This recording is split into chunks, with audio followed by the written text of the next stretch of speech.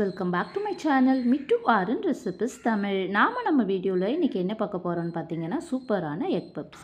பேக்கரியில் கிடைக்கக்கூடிய அதே எக் பப்ஸ் நாம் வீட்டில் குழம்பு வைக்கிற கடாயில் ஈஸியாக செஞ்சிடலாம். வாங்க இது எப்படி செய்யுதுன்னு பார்க்கலாம். நல்ல டீ டைம் ஸ்நாக்ஸாகவும் இருக்கும். நாம் அடிக்கடி பேக்கரியில் விரும்பி வாங்கி சாப்பிடக்கூடிய ஒரு ஸ்நாக்ஸ் ஐட்டம். இது அதிக செலவே இல்லாமல் நம்ம வீட்லேயே ஈஸியாக செஞ்சிடலாம். வாங்க நம்ம இது எப்படி செய்யுதுன்னு பார்க்கலாம். வீடியோக்குள்ளே போகலாம். இது ஸ்டஃபிங் தாளிக்கிறதுக்கு ஒரு சின்ன கடாய் எடுத்திருக்கேன். இதில் 2 டேபிள் ஸ்பூன் அளவுக்கு எண்ணெய் சேர்த்துட்டு, எண்ணெய் காய்ச்சதும் 1/4 ஸ்பூன் அளவுக்கு கடுகு, 1/4 ஸ்பூன் சோம்பு, 2 மீடியம் சைஸ் வெங்காயம், அதுக்கப்புறம் ஒரு கொத்து கருவேப்பிலை, இதை கிள்ளி சேர்த்துக்கலாம். இப்போ இதை நல்லா வதக்கிக்கலாம்.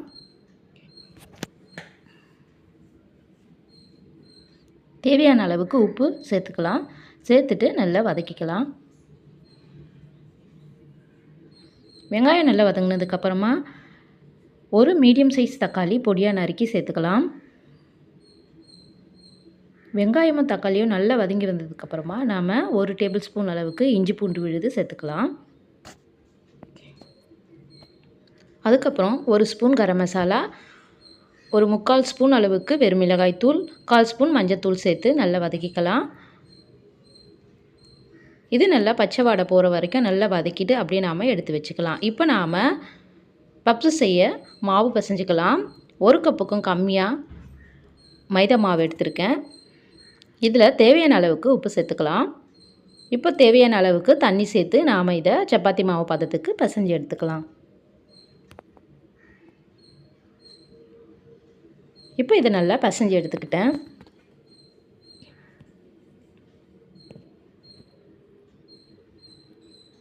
இதை இப்போ நாம் தேய்ச்சிக்கலாம். இது பேக்கரியில் கிடைக்கக்கூடிய எக் பப்ஸ் அந்த ஸ்டைல்லே கிடைக்கிறதுக்காக நான் இதில் பட்டர் சேர்க்குறேன். பட்டர் சேர்த்தா நல்லா கிறிஸ்பியாக அந்த லேயராக மொறுமொறுன்னு நமக்கு கிடைக்கும். அதனால் நான் பட்டர் சேர்க்குறேன். இல்லாட்டி நாம் எண்ணெய் கூட சேர்த்து நாம் தேய்ச்சிக்கலாம். இந்த மாதிரி சேர்த்துட்டு நாம் இந்த லேயரில் அப்படியே நாம் பட்டர் வச்சு தேய்ச்சிட்டு அப்படியே மடித்து நம்ம தேய்ச்சோன்னா நமக்கு பேக்கரியில் கிடைக்கக்கூடிய அந்த ஸ்டைலில் நமக்கு முறுமுறுன்னு மடிப்பாக கிடைக்கும்.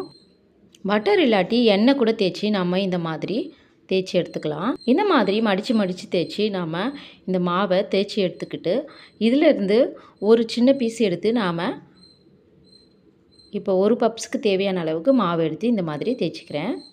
தேய்ச்சிட்டு இப்போது நாம் செஞ்சு வச்சுருந்த அந்த ஸ்டஃபிங் எடுத்து நாம் வச்சுக்கலாம்.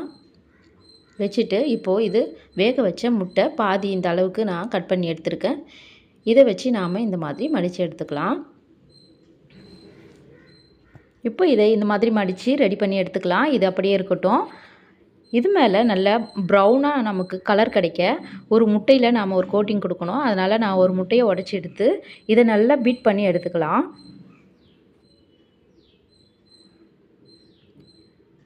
இந்த மாதிரி செஞ்சு எடுத்து வச்சுக்கலாம். இப்போது பப்ஸ் எல்லாத்தையும் அடுக்கி வேக வைக்க இந்த மாதிரி ஒரு பிளேட் எடுத்துருக்கேன்.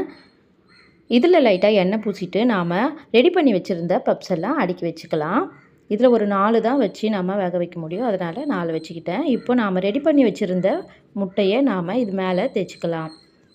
இது வெந்து வரும்போது நம்ம பேக்கரி ஸ்டைல்லையே ப்ரௌனிஷாக நல்லா ஒரு கிறிஸ்பியாக கிடைக்கும், ஷைனிங்காக. அதனால் நாம் இந்த முட்டையை மேலே தேய்ச்சி விட்டுக்கலாம். பப்ஸ் வெந்து வர வரைக்கும் ஃப்ளேம் சிம்மில் தான் இருக்கணும், இல்லாட்டி கருகிடும். இப்போ இது ரெடியாக இருக்குது. நான் கடாயில் உப்பு போட்டுட்டு மேலே அந்த பிளேட்டு வச்சுட்டு ஒரு 10 நிமிஷம் போல் மீடியம் ஃப்ளேமில் அப்படியே ஹீட் பண்ணி வச்சுருக்கேன். இப்போ இதில் ஓப்பன் பண்ணிவிட்டு இதை நாம் வச்சுட்டு உடனே மூடிடலாம். இது அப்படியே வேகட்டும் ஒரு 25 நிமிஷம். ஒரு 25 நிமிஷம் கழித்து நான் பார்க்குறேன். இது நல்ல ப்ரௌனாக ஆகிட்டு அழகாக வெந்து வந்திருக்கு பாருங்கள்.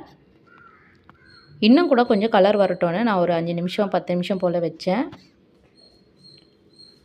ஒரு 35 நிமிஷத்துக்கு அப்புறமா நல்ல ப்ரௌனாக கடையில் கிடைக்கிற அதே ஸ்டைலில் சூப்பராக கிறிஸ்பியாக ரெடியாகி நல்லா உப்பி வந்திருக்கு பாருங்கள். இப்போ நாம் இதை எடுத்துடலாம். நல்லா ஆறுனதுக்கப்புறம் இதை நாம் ஒரு பிளேட்டில் ட்ரான்ஸ்ஃபர் பண்ணிக்கலாம். கடாயிலேயே நமக்கு பேக்கரி ஸ்டைலில் சூப்பரான இந்த பப்ஸு நம்ம அதிகமாக காசு கொடுத்து கடையில் வாங்குறதை விட இந்த மாதிரி சிக்கன் பப்ஸ்லாம் நம்ம வீட்டில் செஞ்சு சாப்பிட்றது ரொம்ப நல்லது உடம்புக்கு. ஏன்னா நம்ம வந்து கடையில் கிடைக்கிறது வந்து பேக்கரியில் எக் பப்ஸு சிக்கன் பப்ஸ்லாம் பார்த்திங்கன்னா செஞ்சு வச்சுட்டு அதை வந்து அவனில் வச்சு ஹீட் பண்ணி கொடுப்பாங்க. நம்ம இந்த மாதிரி ஃப்ரெஷ்ஷாக வீட்டில் செஞ்சு சாப்பிட்றது ரொம்ப ஹெல்தி. இப்போ இது டீ டைமுக்கு ஏற்ற ஒரு சூப்பரான ஸ்நாக்ஸ். வீட்டிலேயே குறைஞ்ச செலவில் நாம் இதை ஈஸியாக செஞ்சு பிள்ளைங்களுக்கு கொடுக்கலாம். பிள்ளைங்க எல்லோரும் இதை விரும்பி சாப்பிடுவாங்க. எக் பப்ஸு எல்லோருக்கும் பிடிச்ச ஒரு ஸ்நாக்ஸ் ஐட்டம் தான். இது வீட்டில் செஞ்ச டொமேட்டோ சாஸ். இதோட லிங்க் வீடியோவில் கொடுக்குறேன், தேவைப்பட்டால் போய் நீங்கள் விசிட் பண்ணுங்கள். சாப்பிடவே சூப்பராக பேக்கரி ஸ்டைலில் அதே டேஸ்ட்டில் சூப்பராக இருந்தது. நீங்களும் இதை மைதா மாவை வச்சு வீட்டில் இருந்தால் சூப்பராக இந்த மாதிரி செஞ்சு ட்ரை பண்ணுங்கள். டேஸ்ட் அவ்வளோ சூப்பராக இருந்தது. மேலே நல்லா கிறிஸ்பியாக லேயராக இருந்தது. உள்ளே நல்லா சாஃப்டாகவும் சூப்பராக இருந்தது. நீங்களும் ட்ரை பண்ணி பாருங்கள். இந்த மாதிரி ஸ்நாக்ஸ் ஐட்டம் சின்ன சின்ன ரெசிபிஸ் பார்க்க மறக்காமல் எங்கள் சேனலை சப்ஸ்கிரைப் பண்ணுங்கள். Mittu Warren recipes Tamil. Thank you for வாட்சிங்.